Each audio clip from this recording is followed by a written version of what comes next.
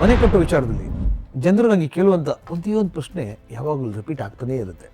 Sir, ಈಶಾನ್ಯ ಮೂಲೆ ಯಾಕಷ್ಟು important? ಕೆಲವರು ಹೇಳ್ತಾರೆ ಈಶಾನ್ಯ ತಪ್ಪಾದರೆ ಮನೆಗೆ ಹಣ ಬರೋದಿಲ್ಲ. ಇನ್ನೂ ಕೆಲವರು ಹೇಳ್ತಾರೆ ಈಶಾನ್ಯ ತಪ್ಪಿದ್ರೆ ಮನೆಯಲ್ಲೆಲ್ಲ ತುಂಬ ಸಮಸ್ಯೆಗಳೇ ಬರುತ್ತೆ. ಆದರೆ ಮತ್ತೊಬ್ಬರು ಏನು ಹೇಳ್ತಾರೆ ಅಂದರೆ ಇದೆಲ್ಲ ಅಂಧಶ್ರದ್ಧೆ. ಹಾಗಾದರೆ ನಾವು ಯಾವುದನ್ನು ನಂಬೋದು? ಯಾವುದು ಸತ್ಯ? ಈಶಾನ್ಯ ಮೂಲೆ ನಿಜವಾಗಿ ಅಷ್ಟೊಂದು ಪವರ್ಫುಲ್ಲಾ ಅಥವಾ ಇದೊಂದು ಮೈತಾ? ಬನ್ನಿ ಸ್ನೇಹಿತರೆ, ನಾನು ನಿಮಗೆ ಈಶಾನ್ಯ ಮೂಲೆ ಬಗ್ಗೆ ಸಂಪೂರ್ಣ ವಿಚಾರ ಹೇಳ್ತೀನಿ. ಈಶಾನ್ಯ ಮೂಲೆ ಯಾಕೆ ಇಷ್ಟು ಮಹತ್ವ? ಯಾವ ಥಿಂಗ್ಸ್ ಇಲ್ಲಿ ಬೆಸ್ಟು? ಯಾವ ಮಿಸ್ಟೇಕ್ಸು ತುಂಬ ಡೇಂಜರಸ್ಸು? ಈಗಾಗಲೇ ನಾವೇನಾದ್ರು ತಪ್ಪು ಮಾಡಿದರೆ ಏನು ಮಾಡಬೇಕು? ಈಶಾನ್ಯ ಮೂಲೆನ ಹೇಗೆ ಪ್ಲ್ಯಾನ್ ಮಾಡಬೇಕು? ವಾಸ್ತುಶಾಸ್ತ್ರದಲ್ಲಿ ಎಲ್ಲ ಮೂಲೆಗಳಿಗಿಂತ ಮುಖ್ಯವಾದ ಮೂಲೆ ಯಾವುದು ಅಂತಂದರೆ ಅದು ಈಶಾನ್ಯ ಮೂಲೆ. ಮನೆ ನಮಗೆ ಒಂಥರ ಶರೀರ ಇದ್ದಂಗೆ. ಈಶಾನ್ಯ ಮೂಲೆ ಅದರ ತಲೆ ಭಾಗ ಅಂತ ಹೇಳ್ಬೋದು. ಈ ಮನೆಗೆ ತಲೆ ಭಾಗ ಸರಿಯಾಗಿದ್ದರೆ ಮನೆಗೆ ಶಾಂತಿ, ಆರೋಗ್ಯ, ಐಶ್ವರ್ಯ ಬರುತ್ತೆ ಅನ್ನೋದು ನಂಬಿಕೆ. ಆದರೆ ತಪ್ಪಾಗಿ ಪ್ಲ್ಯಾನ್ ಮಾಡಿದ್ರೆ ಕೆಲವೊಮ್ಮೆ ಮನೆಗಳಲ್ಲೇ ಸಮಸ್ಯೆಗಳು ಶುರುವಾಗುತ್ತೆ ಅಂತ ಹೇಳ್ತಾರೆ. ಆದ್ದರಿಂದ ಇವತ್ತು ನಾವು ತುಂಬ ಡೀಟೇಲ್ ಆಗಿ ನೋಡುವಂಥ ವಿಚಾರ ಏನು ಅಂದರೆ ನಮ್ಮ ಮನೆಗಳಲ್ಲಿ ಪರ್ಫೆಕ್ಟಾಗಿ ಈಶಾನ್ಯ ಪ್ಲ್ಯಾನನ್ನು ಹೇಗೆ ಮಾಡಬೇಕು. ಸ್ನೇಹಿತರೆ, ನಿಮ್ಗೊಂದು ಪುಟ್ಟ ಪ್ರಶ್ನೆ. ಈ ವಿಡಿಯೋ ಪೂರ್ತಿ ನೋಡಿದ ಮೇಲೆ ನಿಮಗೆ ಯಾವ ಮೂಲೆ ಬಗ್ಗೆ ತಿಳಿಬೇಕು ಅಂತ ಆಸಕ್ತಿ ಇದೆ ಕಮೆಂಟ್ಸ್ ಮಾಡಿದೆ. ನಿಮ್ಮ ಉತ್ತರಕ್ಕೋಸ್ಕರ ನಾನು ಕಾಯ್ತಾ ಇರ್ತೀನಿ.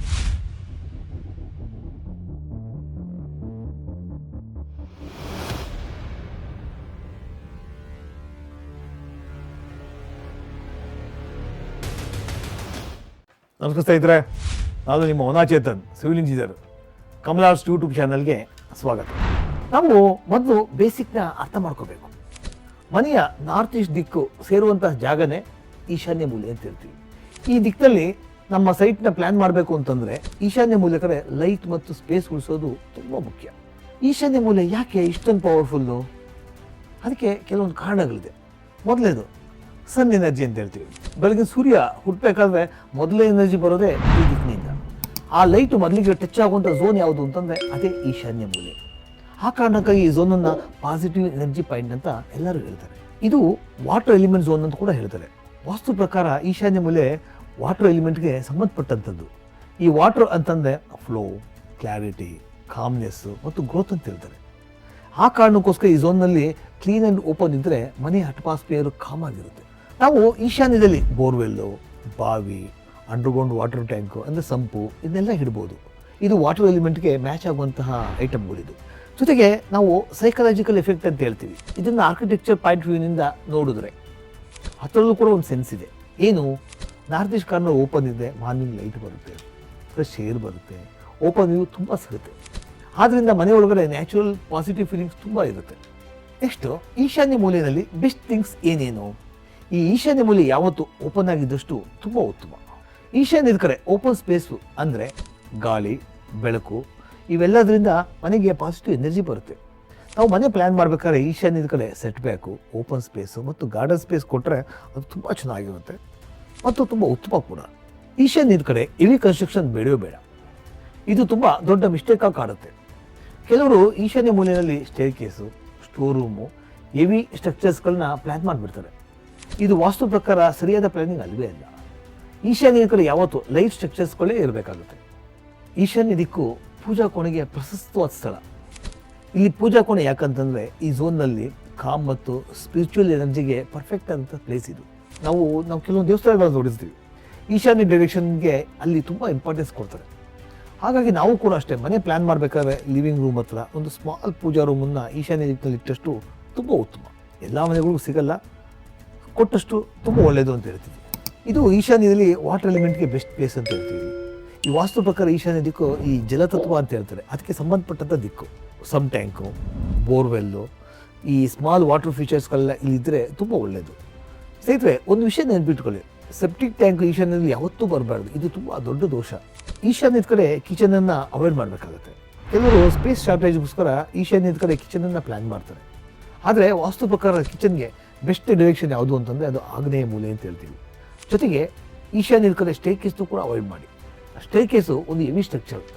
ಈಶಾನ್ಯ ಮೂಲೆಯಲ್ಲಿ ಸ್ಟೇ ಕೇಸ್ ಇದ್ದರೆ ಎನರ್ಜಿ ಫ್ಲೋ ಬ್ಲಾಕ್ ಆಗುತ್ತೆ. ಅದ್ರ ಬದಲು ಸ್ಟೇ ಕೇಸನ್ನು ಸೌತ್ ಸೈಡ್ಗೆ, ವೆಸ್ಟ್ ಸೈಡ್ಗೆ, ನಾರ್ತ್ ವೆಸ್ಟ್ ಕಾರ್ನರ್ ಕಡೆಗೆ ಸಾಧ್ಯವಾದಷ್ಟು ಮೂವ್ ಮಾಡಿ. ಈಶಾನ್ಯ ಮೂಲೆ ಹತ್ರ ಸ್ಟೇಕೇಸ್ ಕೊಡಲೇಬೇಕಾದಂಥ ಸಂದರ್ಭ ಬಂತು ಅಂತಂದರೆ ಆ ಮೂಲೆಯಲ್ಲಿ ಸ್ವಲ್ಪ ಖಾಲಿ ಜಾಗ ಬಿಟ್ಟು ಸ್ಟೇಕೇಸ್ನ ಪ್ರೊವಿಷನ್ ಮಾಡಿ. ತುಂಬ ತೊಂದರೆ ಏನಾಗೋದಿಲ್ಲ, ಬಳಸ್ಬಹುದು. ಈ ವಿಂಡೋಗಳು ಕೂಡ ಅಷ್ಟೇ, ಸಾಧ್ಯವಾದಷ್ಟು ಈಶಾನ್ಯದಲ್ಲೇ ಪ್ರೊವಿಷನ್ ಮಾಡಿ. ಈಗ ಮನೆಗೆ ನ್ಯಾಚುರಲ್ ಲೈಟ್ ಬೇಕು ಅಂತಂದರೆ ಈಶಾನ್ಯದ ಕಡೆ ವಿಂಡೋ ಬಂದರೆ ತುಂಬ ಉತ್ತಮ. ಈ ನಾವು ಮನೆಗೆ ಪ್ಲ್ಯಾನ್ ಮಾಡಬೇಕಾದ್ರೆ ಹಾಲ್ಗಳಲ್ಲಿ ವಿಂಡೋ, ಫೋಯರು, ಡೈನಿಂಗ್ ವಿಂಡೋಗಳು ಸಾಧ್ಯವಾದಷ್ಟು ಈಶಾನ್ಯದ ಕಡೆನೇ ಪ್ರೊವಿಷನ್ಸನ್ನು ಮಾಡಿದಷ್ಟು ಒಳ್ಳೆಯದು. ನೋಡಿ, ಈ ವಿಚಾರವಾಗಿ ಒಂದು ಪ್ರಾಕ್ಟಿಕಲ್ ಎಕ್ಸಾಂಪಲ್ ನೋಡೋಣ. ಒಂದು ಟಿಪಿಕಲ್ 30-40 ಈಸ್ಟ್ ಫೇಸಿಂಗ್ನಲ್ಲಿ ಪ್ಲ್ಯಾನ್ ಮಾಡಬೇಕಾದ್ರೆ ಈಶಾನ್ಯದ ಕಡೆ ಜನರಲಿ ನಾವೇನೇನು ಪ್ಲ್ಯಾನ್ ಮಾಡ್ತೀವಿ? ಒಂದು ಸ್ಮಾಲ್ ಗಾರ್ಡನ್ನು, ಸಿಟರ್ ಸ್ಪೇಸು, ಪೂಜಾ, ವಾಟರ್ ಸಂಪು, ಇದರಿಂದ ಮನೆಗೆ ಓಪನ್ ಫೀಲಿಂಗ್ ಬರುತ್ತೆ. ಈಶಾನ್ಯದಲ್ಲಿ ನಾವು ಮಾಡಲೇಬಾರ್ದಂತಹ ಕೆಲವೊಂದು ತಪ್ಪುಗಳು ಏನೇನು ಅಂತಂದರೆ staircase, toilet, septic tank, heavy store ರೂಮ್ಗಳು, ಕಂಪ್ಲೀಟ್ಲಿ ಕ್ಲೋಸ್ಡ್ ಕನ್ಸ್ಟ್ರಕ್ಷನ್ಸ್, ಈ ರೀತಿಯ ವಿಚಾರಗಳನ್ನ ನಾವು ಪ್ಲ್ಯಾನ್ ಮಾಡಿದ್ರೆ ವಾಸ್ತು ಬ್ಯಾಲೆನ್ಸ್ ಖಂಡಿತ ತಪ್ಪುತ್ತೆ. ಬಿಗ್ಗೆಸ್ಟ್ ಮೈತ್ ಏನಂತಂದರೆ ಕೆಲವರು ಹೇಳ್ತಾರೆ ಈಶಾನ್ಯ ಪರ್ಫೆಕ್ಟ್ ಆಗಿದ್ರೆ ಜೀವನ ಪರ್ಫೆಕ್ಟ್ ಆಗಿರುತ್ತೆ. ಆದರೆ ಇದು ತಪ್ಪು ವಿಚಾರ.